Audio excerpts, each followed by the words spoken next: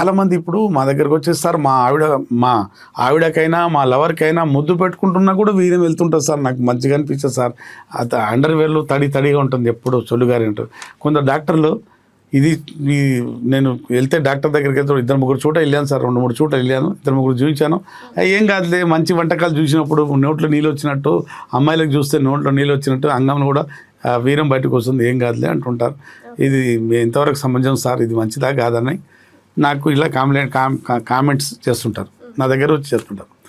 మంచి వంటకాలు చూసినప్పుడు నోట్లో నీళ్ళు రావాలి కానీ బయట నీళ్ళు రాకూడదు, సొల్లు వచ్చినట్టు అంటారు జనాలు. అమ్మాయితో మాట్లాడినా, పెళ్ళంతో మాట్లాడినా, లవర్తో మాట్లాడినా వీర్యం బయటికి రాకూడదు. వీర్యం బయటకు వస్తుందంటే ఏదో దోషం, లోపం ఉన్నట్టే.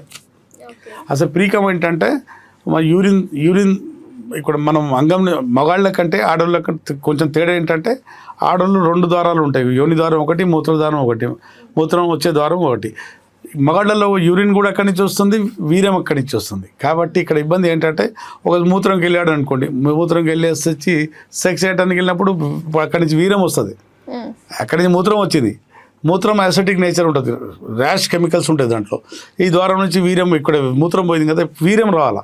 వీర్యం దాంట్లో దాంట్లో వీర్యకణాలు ఉంటాయి, చాలా డెలికేట్ అవి. ఆ మూత్రంలో ఉన్న నేచర్కు చచ్చిపోతుంటాయి. కాబట్టి దేవుడు ఏం చేశాడు, వీర్యం రాకముందు ఇక్కడ చిన్న 2 గ్రంథులు ఉంటాయి, కాపర్ గ్లాండ్స్ అని. ఆ కాపర్ గ్లాండ్ చిన్నటి నున్నటి పదార్థం ఇక్కడ దారికి వదిలిపెడుతుంది.